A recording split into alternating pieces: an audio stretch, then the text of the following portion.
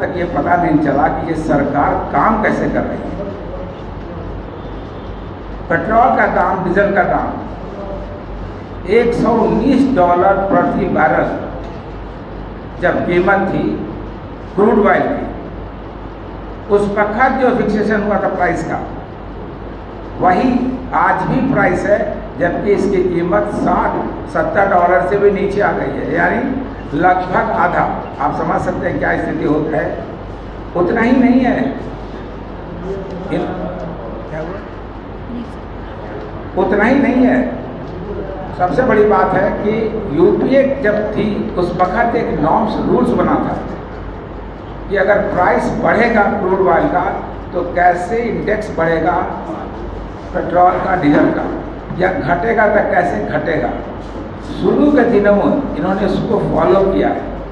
पिछले कई महीना से मैं तो समझता हूँ कि कई लाख करोड़ रुपया, हालांकि सरकार के पास ही होगा, लेकिन वो पैसा का यूटिलाइजेशन कहाँ हो रहा है?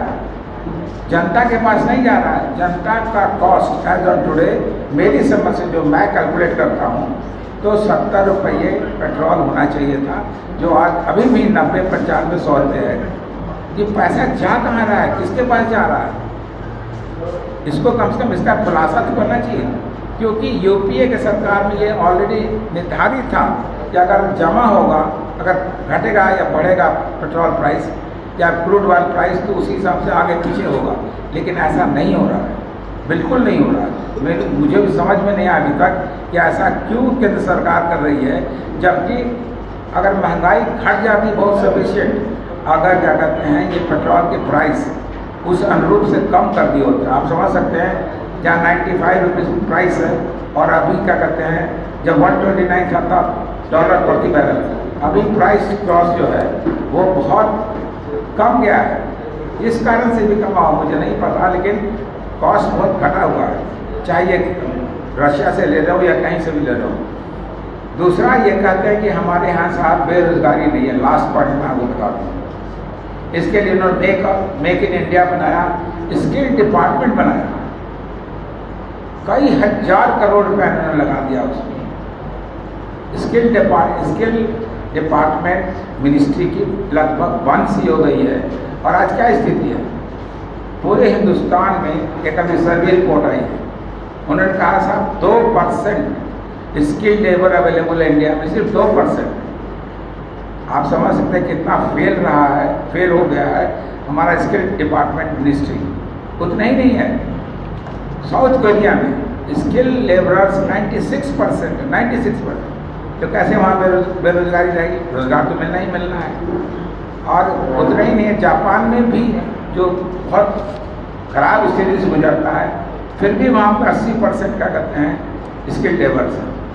यहाँ केंद्र सरकार सिर्फ अपने बात को आंकड़े के बाजीगरी से शो करती है, आंकड़े की बात को बताती है, कोई बात प्रूफ नहीं कर सकती।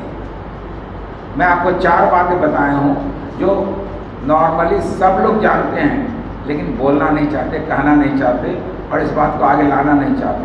क्या दुख है जब प्राइस फिक्सेशन हो गई है यूपीए द्वारा, आपने उसको फॉलो किया 4 साल 5 साल, अब क्यों नहीं फॉलो कर रहे हैं?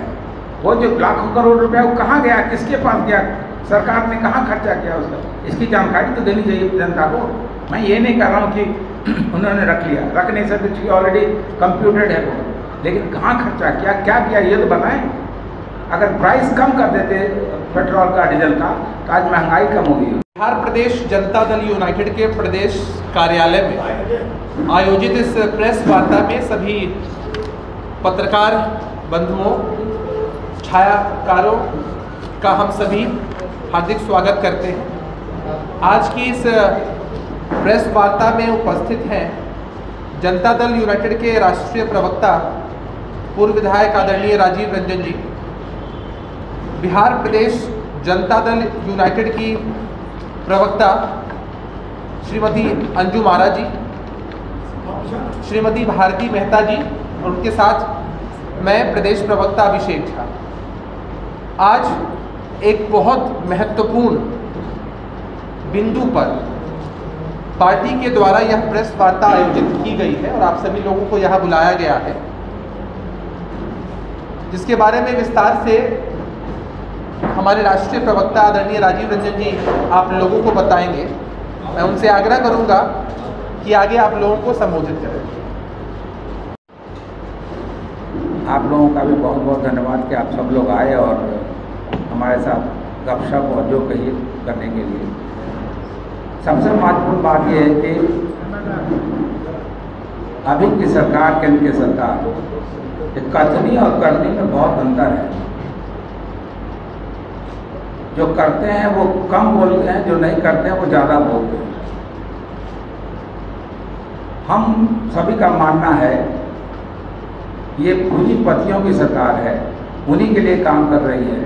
आप समझ लीजिए अडानी की पिछले 9 सालों में कितनी गुना बढ़ोतरी हुई है, लेकिन किसानों की दुगनी आमदनी नहीं हो पाई। आज पूरे हिंदुस्तान में 63% लोग आश्रित हैं किसान के, जो किसान के परिवार हैं। और तो और अभी की स्थिति में पूरे हिंदुस्तान में 1% लोगों के पास 40% GDP है, यानी 40% उनके पास पैसा है पूरे हिंदुस्तान का, और 50% के पास सिर्फ 3% है, यानी गरीब और गरीब हो गए, अमीर और अमीर हो गए। ये है भारतीय जनता पार्टी की सरकार। इसी कानून के तहत भारतीय जनता पार्टी काम करती है, यानी आर्थिक असमानता बहुत बढ़ गई है। गरीब लोग बहुत ज़्यादा गरीब हो गए हैं, अमीर बहुत ज़्यादा अमीर हो गए हैं। आप बताएं, आपको शुरू में एक ही सवाल देख लीजिए कि क्या स्थिति है अडानी की और क्या स्थिति है हमारे किसानों की। दूसरा महत्वपूर्ण आप लोगों के बारे में बता दें कि प्रेस में सेंसर का ऑर्डर नहीं है, लेकिन आज क्या स्थिति है। एक रिपोर्ट आई है वर्ल्ड फ्रीडम इंडेक्स पर, वर्ल्ड प्रेस फ्रीडम इंडेक्स पर, इसमें 180 कंट्री के तहत ये लिया गया है। 2021 में हिंदुस्तान का पोजीशन 141वां नंबर पर था, यानी 141 भी बहुत ज़्यादा था 180 में। 2022 में यह स्थिति 150 हो गई, यानी समझिए फ्रीडम कितना कम हो गया। ये जो हम लोग सब मानते हैं ये चौथा स्तंभ है, चौथा स्तंभ को इस बुरी कदर से इन्होंने डामाडोल कर दिया कि कुछ कहने की जरूरत नहीं है। और तो और 2023 में जो अभी रिपोर्ट आई है, फिलहाल अभी रिपोर्ट आई है कि अब हमारी स्थिति 160वां हो गई, यानी अभी कुछ दिन ही बाकी है। अगर यही स्थिति रही तो कुछ ही दिन बाकी है जिसमें 180वां में यानी पूरी तरह से डिक्टेटरशिप आ जाएगी। अगर यही स्थिति रही तो यानी देश में अगर फ्रीडम नहीं रहा, प्रेस को अभिव्यक्ति करने की नहीं रही, तो और कोई उपाय नहीं है इसके कि एकदम एक तरफा अगर न्यूज़ देंगे आप, सिर्फ बड़ा न्यूज़ देंगे, उनके लिए क्या हो सकता है इसका। दो मुद्दे मैं आपको और बता देना चाहता हूँ। एक तो आपको बताया इसमें अमीर हो गए, गरीब और गरीब हो गए। प्रेस की जो फ्रीडम है वो लगभग ख़त्म हो गई है। मैं नहीं समझता हूँ कि कोई प्रेस के लोग, चाहे वो इलेक्ट्रॉनिक हो या प्रिंट मीडिया हो, अपनी बात को बेदखल बिना किसी हिचक के दे सकते हैं। कोई ना कोई लफड़ा लग जाएगा आप पे अगर आप बोलने की इजाज़त आपको दी जाए तो। अगर ये वीडियो पसंद आई और वह बिहार के राजनीति और बिहारियत से सरोकार रखेनी तो सब्सक्राइब बटन दबा के चैनल के सब्सक्राइब कर ली। ओजे एगो घंटी बा, ओकरा बटन दबा देला से कुल सटीक और मारक खबर रुआ मुफ्त में मिल जाई। अगर रुआ पत्रकारिता के हमनी के नया प्रयोग में सहयोग कर चाहतानी तो ज्वाइन बटन दबा दी। पेटीएम नंबर नोट कर ली 9386816700। धन्यवाद।